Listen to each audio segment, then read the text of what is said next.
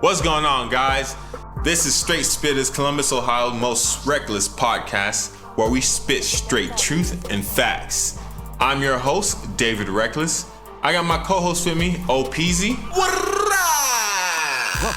We'll be covering topics such as music, health, wealth, and finance, and whatever else comes to mind. All right, let's go ahead and just jump into it. So today's topics, we're going to be covering what does music do for you, and what does it mean for you and to you. Yeah. And also what does it mean to me, and what does it do for me. Yeah. But also, we're all going to be covering top 5 favorite artists as well. All right, top 5. Alright, so before we get into that, let's cover a couple things about ourselves really fast. Can we give the people a backstory? Man. Yeah, let's go ahead. Yeah, actually, yeah, bro. So yeah, let's talk about it. You go first, my man. You want me to go first? Yeah, right, let them know about you. As you all know, I'm your hostess with the mostest, David Reckless. And so I am repping Columbus, Ohio. So coming artist out of Columbus, Ohio. I'm an independent artist as well. And I decided to pursue music. And actually, when I decided to pursue music, PZ, you were actually one of the first people to actually support me and say, let's go ahead and jump right into it. Yeah. So we just went ahead and decided to do music. And we've been doing music like officially now for like a year and a half, 2 years? About 2 years, yeah. So let's back up for a really quick second. Oh, we're going back even further. Yo, what made you even want to start pursuing a career in music? Well, that's a good question. What was the spark that happened that made you say, oh man, I gotta do this? Well, so my birth name, yeah, I'm not gonna say on the podcast, but I'm actually named after a composer. Oh wow. Yep, classical music. You know, that says a lot. Exactly. So even when I was younger, I was always interested in music. My mom put me in piano. She also put me in violin. I didn't really pick up the violin, but I was more interested in the piano, so I learned how to play the piano. I haven't played in a while, so I have the most rust on these keys. Yeah, it'd be like that, my man. But I mean, you're still an artist nonetheless. Yes, of course. Okay. I'm still an artist nonetheless. But that still didn't really tell me like what was the event that made you. Yeah. I was gonna actually get into that. All right. So I'm giving the backstory, man. You gotta get. My bad. I'm sorry. I'm an eager beaver, man. I'm an eager beaver. You feel I me? see. You're trying to feel it. Damn, man. That was good. I know that's what it looks right there. We're archiving that one. Yo. I always grew up around music. My uncles were making music. They were rapping. I remember they had like the home studio inside like this walk-in closet. That's how it usually is. They had the home studio walk-in closet right there, literally in the walkway in the apartment. Wow. In downtown that they had. And so I've always been around them, but it never really hit for them. But for me, as you know, being around my uncles, doing piano as well, so that always sparked my interest. And I always did like poetry and spoken word. But what really kindled that fire and gave me that passion, that drive, I can remember the moment. It was Jay-Z's MTV Live album he did. And when the crowd was chanting his song, I was like, yo, I want that. And when he he's like, left side, let me hear you get loud. And they're like, ah. And he's like, right side, let me hear you get loud. Ah. And he's like, oh, nah, yeah, y'all tripping, y'all ain't loud enough. And I was like, then he's like, let me hear you get louder. And then he said, bounce with me. And then you hear the whole studio just said, bounce with me, start bouncing and repeating his lyrics. I was like, yo, I want that. Ooh, I want that. Wow. Yo, that's awesome. So what age were you when you experienced that? I was, give or take, I want to say I want to say about 14, 13. 13, 14? Yeah, 13 to 15. Let's say that age range. About right there, specifically. Yeah. And it's at that moment, it's like, oh yeah, I need that for myself. Yeah, I was like, I need that for myself, man. Wow, that's absolutely awesome, and I have to say that my origins are quite similar. All right, so my backstory. I was 8 years old when I experienced my very first concert. It was a gospel artist. His name was T-Bone. And he was a gospel rapper, and he was phenomenal, man. He was local to Columbus, Ohio. And he was, definitely making some noise, especially in the gospel scene. And I got to attend one of the shows. And it was like a packed house, and I felt the electricity. And I was like, man, like I knew from that point, like I've got to do something with this at some point. And I remember going to sleep that night and having a dream that I was on stage, and I was in front, and I seen a sea of people. I saw a whole bunch of lights just moving back and forth. And I just felt the electricity moving through my body, and I knew at that point, I just like, yo, like this is like heaven for me. This is my definition of paradise. And I decided to pursue it ever since. I actually woke up that night at 3 o'clock in the morning and wrote my very first rap. I don't remember what it says. Probably something garbage, but it started from that point and it never stopped. Wow, yeah. I remember having a dream similar to that, like about a year and a half ago, like 2 years now. So I don't know if you remember me telling you that. I was like, yo, Peasy, like, after I dropped Posted, and I actually saw like it was on iTunes and Spotify and Tidal, and I actually saw like David Reckless. Yeah. And I was like, yo, I can pause and stop on Apple Music. Yo, for real though. That's cool. That's bro, cool. I told you. Yeah, that man. To be able to pause and play your own music on Spotify and Apple Music, bro, that was crazy. Like, I kid you not, bro. I was like, play, pause, play, pause, play, pause, play. Yo, for real. That's like people take little stuff like that for granted because it's a lot of work, man. Man, oh my God! Like when I finally saw my music on Apple Music and like on YouTube Music. Man, that made like that year and a half that I spent researching it made it so much sweeter, man, because it was so much knowledge that it takes to figure that out. Yeah, it's and like your fruits finally started showing. You know what I'm saying? And I started everything I was wanting to know and pursue. Like, yo, my dream is in front of me. I bought my dream from a non-existent plane to the physical. Well, I would say not the physical, but the audible. Yeah, well, I mean, I guess that's somewhat physical. Yeah. You know what I mean? Because, I mean, music isn't exactly tangible unless you get a hard copy. But, like, right. but still, like, the point remains. But back to the origins, my man. What does music mean to you? And what was the other question? And what does it do for you? And what does it do for you? Okay.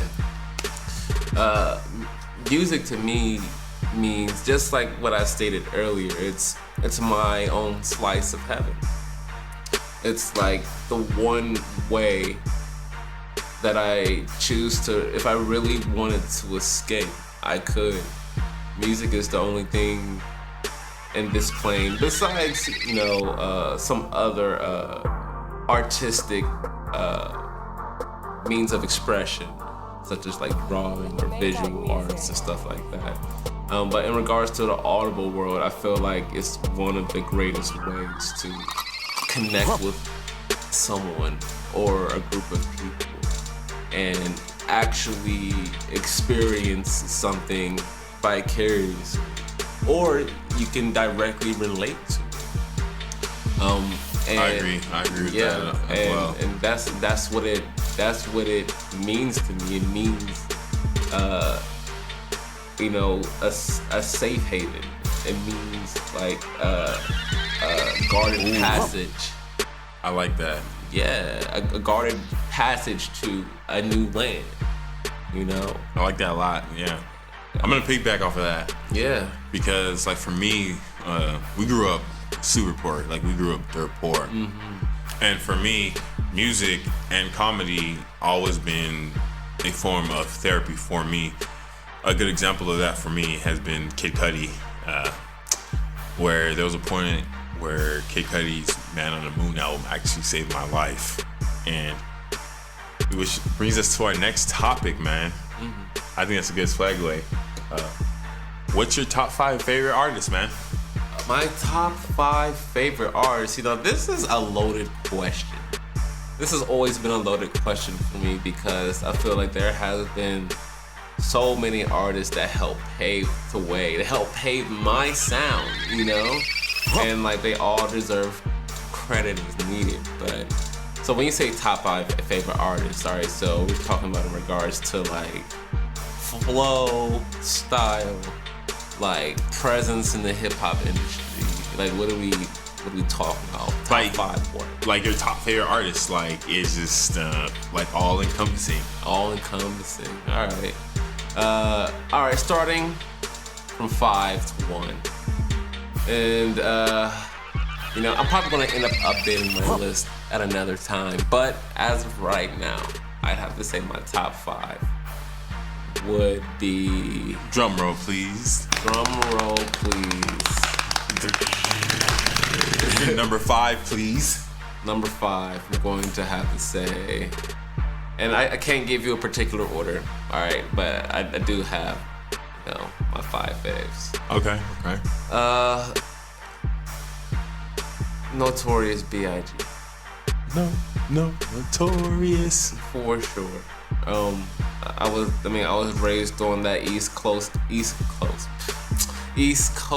flavor, And then I just remember when Big was just introduced to me and like the way he like put his stuff together, like it wasn't like anyone else for me. It's the B.I.G. P.O.P.P.A. Like at that point, like that was such an unhinged flow to me, and still is. That like it just really separated him from other heavyweights in the hip hop game. All right, so I'm gonna have to give another number to the almighty Andre 3K. Andre 3000. Yeah. Okay, and I can see why this would have controversy or what that people or asterisks around it. Yeah, well, I wouldn't even say asterisks. It's that's so much like get some slack or flack. Get flack for this because he's never released a solo album. Never, not once. But the simple fact that he made the footprint that he did without having to, it says a lot. That is quite an amazing feat. And I know just based off of the product that he produces is that there's not too many MCs that can do what he does in regards to flow, style, delivery. And yeah, he definitely gets one of my votes, hands down. Let's see, I'm going to have to throw in, man, what am I going to have to throw in there? Insert Jeopardy theme music. I'm going to throw in K-Dot. I'm going to throw K-Dot in there for this reason. Okay, let me know why, man. And that is solely for the To Pimp a Butterfly album. Oh, bro. Seeing that as probably one of my favorite albums. Work of art, man. Masterpiece. I haven't heard another body of art like it in such a long time. That's facts, man. And we're talking about hip hop, right? Just hip hop artists, right? Yeah, it's hip hop. All right, cool. I said, Bro, we're a hip hop podcast. I mean, you know, we can cover other stuff too if we ever decide to. Well, right now we're talking about hip hop. We're gonna keep it hip hop. You feel me? But I mean, he could be at a number 6 because Who, K-Dot? K-Dot. And not at like, you know, because he could not be in my top 5 because recently, like, I just, you know, I don't want to say I haven't been impressed, but like, I haven't been motivated to go listen to him. Okay. And that bothers me. Like, yo, like, I woke up and I heard that J. Cole released another track and I got right to it. I didn't do anything else. And that's what the hell I need. And that, let's segue right back into my top 5. I mean, of course, I have to mention J. Cole. He's probably my. You're not just about to run past that track now. You feel me? That track's fire. You're not just about to, just run past that. You can't just drop that. Yo, he did. He definitely did. But tell us why. Like, why J. Cole though? Why J. Cole? I feel like what draws you to his music? All right, so I feel like he is definitely like what hip hop should look like. Like, explain that. You gotta break that down for us. You gotta break that down for the people, man. All right, so let me break it down for the people. Like, he is like, I feel like he is like the proper face of hip hop. You know what I mean? Like, it's fitting for him because not only is he, you know, delivering sweet ass freaking songs, but his songs have content that are feeding people. So not only is it good for you, but it's flavorful. My man is dropping delicious vegan dishes. Okay, he's feeding the people. He's feeding the people. All right. So he is the embodiment of hip hop to me right now. Like, hip hop is what J. Cole is what hip hop looks like. So if I take it right, if we break it down, it looks correctly, like, feels like, yeah, it's what that boom bap feel from the 90s should have evolved into. Yes. And it's what J. Cole evolved into. Exactly. Instead of what... And it's modernized, but it's still got that mecca of hip hop. You know what I'm saying? Right, it's got that has that core. Yeah, that gritty core that like should follow. And I feel like that should be a part of an artist. I mean, I'm no gatekeeper of hip hop. You know what I mean? Neither am I. So at one point I felt like I wanted to be, but I mean, it's be creepy. But I feel like yes, he is the embodiment currently. Yeah, like not only is he but he's going crazy, man. His style is ridiculous. Okay. Well, which leads me to your next artist. Oh yeah, so I feel like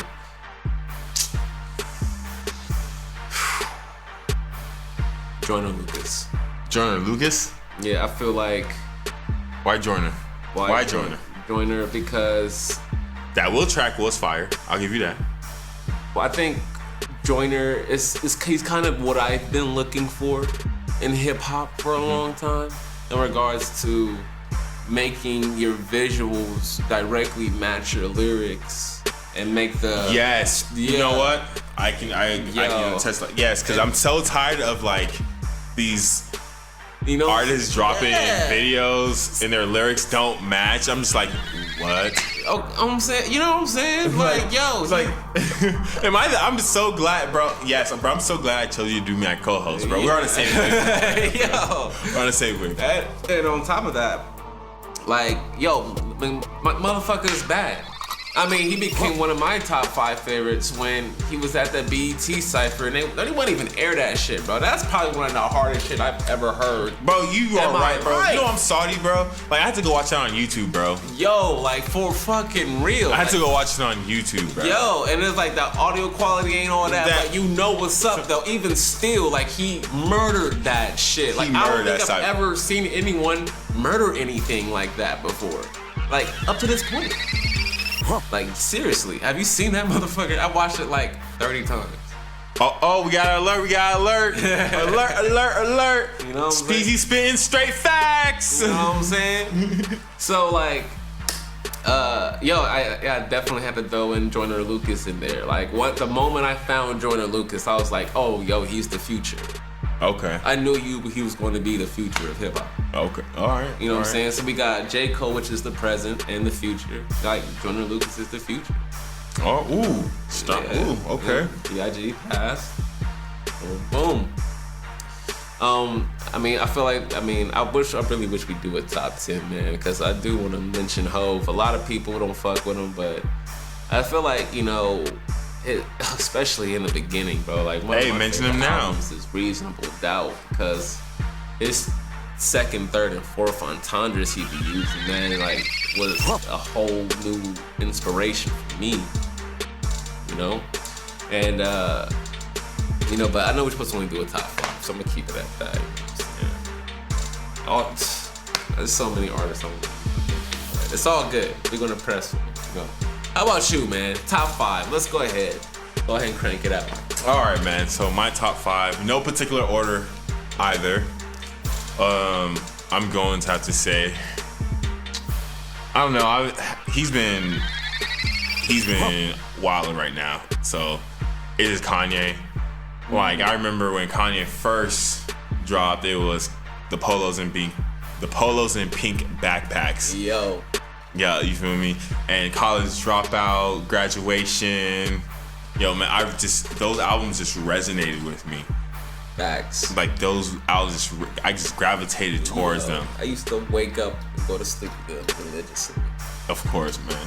Easy, man. And his skits, man. Yeah. Wake up, Mr. West, Mr. West. Bernie Mac on the, yo, R.I.P. Mr. Mac. Yeah. Sure. And so, yeah, and he has some great projects. And what artist, you know, literally locks himself in a room for 3 summers making beats, bro? A dedicated head-ass mofo who is wildly successful today. Yep, and so I don't know. I've been back and forth with Kanye's music. So, but one thing that I learned to do, what Sean Mendigod mentioned, is we have to learn how to separate the artists from their music. Yeah. I'm sorry, I said that wrong. We have to learn how to separate the person from their music. I mean, you gotta learn, artists from music. Yeah, artists from music. That's right. Yeah, that's right. So, and it was just what I had to learn how to do. And so, because I still love the old Graduation, College Dropout, 808s and Heartbreaks, you know, my Twisted Dark Fantasy. So, break that down to me a little bit. Separating an artist from their music. Yeah, oh, of course. So, boom. What he's been going, slavery was a choice, bro.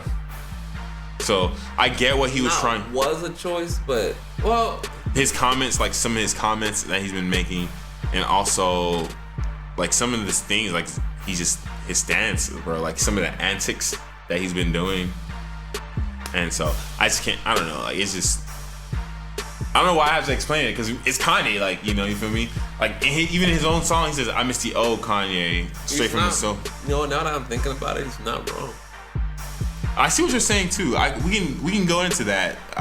Slavery was a choice. I get to the degree, you know, where we're saying that, you know, if we really wanted to be free, we should have revolted.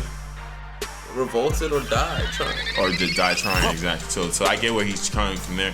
But if he was going to take that stance, he should have thought about how he was going to phrase that a lot better.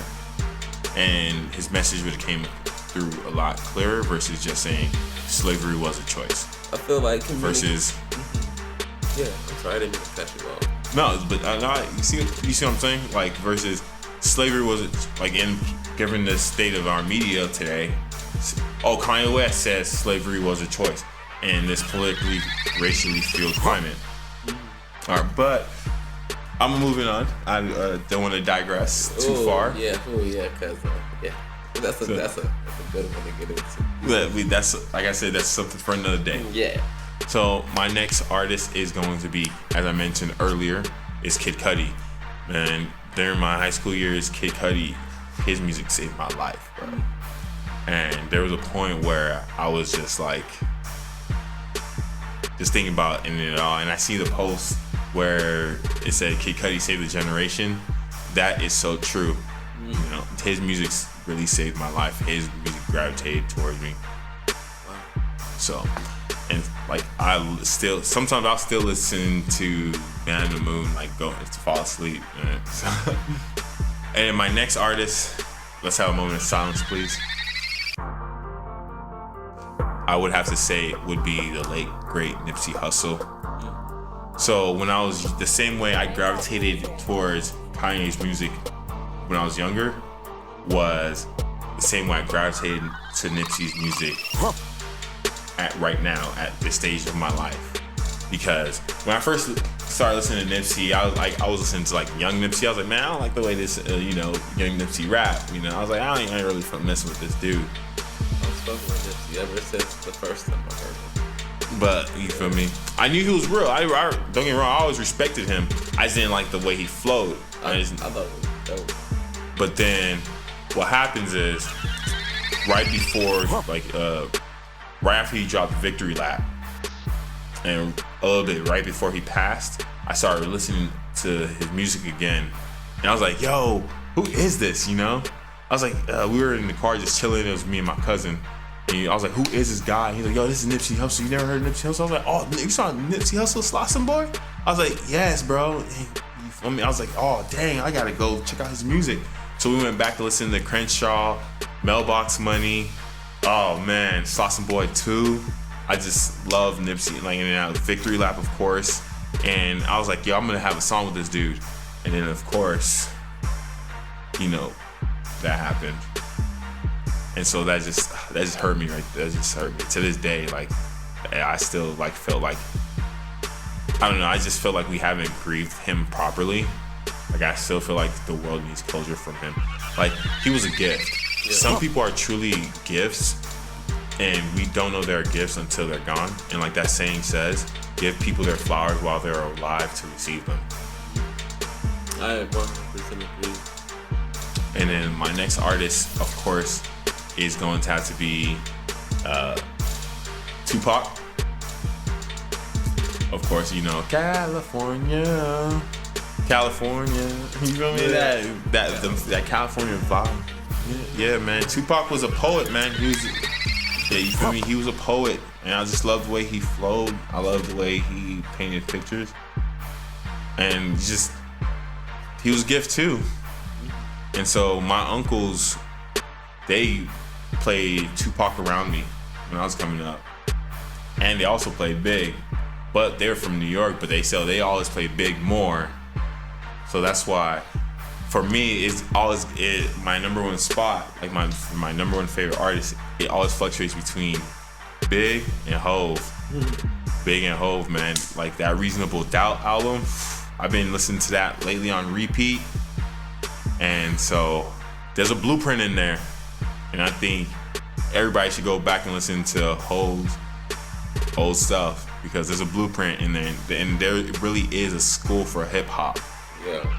And I say there's a school for hip hop because in one of his songs, I think Mr. Carter with Lil Wayne and Jay-Z, Lil Wayne says, "When I leave this earth, it'll be on 2 feet, never knees in the dirt." And then in another song, Nipsey also says the same line, "When I leave this earth, it'll always be on both feet, never knees in the dirt." And I was like, where did I hear that line from? I just couldn't remember. But then when I went back to listen to Reasonable Doubt, I heard the bar from Jay-Z, and I was like, what? I was like, yo, so if Lil Wayne and Nipsey Hussle went back to listen to Reasonable Doubt, and Jay-Z said this back in the 90s, why am I not doing this? Why are we all who are striving to be hip-hop artists, why are we not going back to the school of hip-hop and listening to the greats? Exactly. How you gonna be great if you won't study them? How you gonna be better than the greats if you don't study them? You gotta know their every move, you know what I mean? But yeah, man, that's a pretty solid top 5, Pretty solid indeed. I know, man. I think, you know what? I think what we should do, Boom. We should do like a weekly top 5. Like, what are this week's top 5? This week's top 5. Yeah. See, I don't know about that, man, because I feel like because it's just so hard to like say, because there's so many great artists still out there, man. Great artists, but like, I mean, based off of the top 5 of what society says at this current point, I don't know if I can get along with. And I feel like the old heads back in my day, you know what I'm saying? What the hell is this stuff we're listening to? We young old school. Back in my day, we used to have real music. And like young old school, that's what it is. Yeah, young, old school. And I feel like that's what I'm doing right now. Like, what the fuck is this stuff? Like, I didn't like my shoes. Like, I mean, I guess some of it's got a groove to it. Some of them is a vibe. Some of them got vibes. So you can't lie. I can't knock it off. So. No, I can't knock it all. Because you feel me? But they grown as artists, so we just gotta see how they evolve. Like if they evolve, like give them time to grow. I feel like some of them are just really in it for the gimmick, Right. Those who are in it, those who are true will remain, and those who are. And like I think that Pound Cake where Jay-Z and Drake says, well, all the bullshit will fade and only real music will remain. Yep. So. Yep. And it's the true facts, Yeah, but PZ, so what I wanted to say is, man, how long have you been making music for, man? Oh man, I've been making music for 21 years now. I started at 8 years old. I'm 29 now. So, yeah, man, I've been doing this for a grip. I mean, granted, it has been on and off. Of course, during your teens, tend to slack off a little bit. But like, it's nothing I ever completely put down.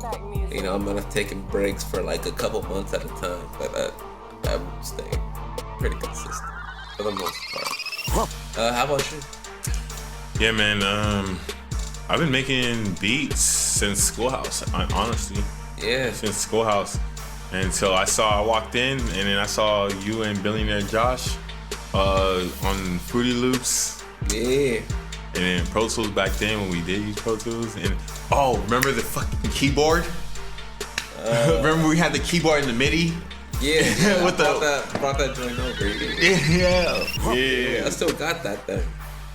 Yeah, it's still kicking? I don't think it works anymore, but I think I do in fact still have it. Yeah, those were the days, man. I want to beat competitions, man. Yo, that was man, really good times. Yo, so that was about 2011, right? Yeah, 2011, 2012. We've been doing this for about 8 years. You know what I'm saying? Trying to pull it together. Yeah, we finally pulled it. The last 2 years, finally pulled it together. Finally got the brand off. Got the music going. The podcast and the website's finally going. More to come. Yeah, so, but also, you tell us about ASCAP quickly, about how you guys went. You and Billionaire Josh went to California, right? Yeah. So for those who don't know, ASCAP is the American Society of Composers, Authors, and Publishers. And it is an American nonprofit performance rights organization that protects its members' musical copyrights by monitoring public performances of their music, whether via broadcast or live performance, and compensating them accordingly. So they had an exposition in 2018 in Los Angeles, California, and there we were allowed to attend a series of workshops and hang out with a couple of big names. And it was truly awesome, my man. We got to experience so much, learn so much about different pieces of equipment, marketing techniques. So it's like a master classes? Yeah, a series of master classes, and the amount of connections we received. Yeah. It kind of reminds me of BMI. That's what it sounds like. They're publishing rights. Yeah, they're both. Yeah, they're one and the same, but they're two different entities. Gotcha. They do the same thing though. Did you guys meet Ryan Leslie? We didn't get to actually meet him. We did go to his master class though. Ooh, that's fire. That's fire. Yeah, it was more so like a marketing class. I was hoping that it'd be something in regards to production. Oh, okay. Production. He did something on marketing, which was still useful, but it requires a sizable investment to really take full advantage of what he's trying to do. So, I mean, but, it's cool stuff. We did get to hang out with Wyclef for a little bit. That was cool. Oh, Wyclef Young? Yeah. Oh, that's dope. So, he's actually one of my other music artists, too. So, because he's actually Haitian. Mm-hmm. Just like me. So. Cool. And if y'all don't know who Wyclef Jean is, y'all need to go Google him and do your research on who Wyclef is. Yeah, we're not even gonna get into it. But what we are gonna get into is last thoughts with Peasy. Peasy, what are your last thoughts, man? What do you got for us today? My last thoughts for y'all is to constantly reinvent yourself every single day. There's not a day that goes by where you should not experience change. And then once you understand that and embrace that, the growth is going to be immense. That's all I got for today, my man. That's a second alert. Easy with the facts, y'all. I wish y'all could see my face when y'all just now. Oh my God, bro. That was... All right, y'all. Appreciate you, my man. Thank you so much for listening. This has been Straight Spittaz Podcast with your host, David Reckless. And OPZ. Stay safe. Stay dangerous. And stay reckless.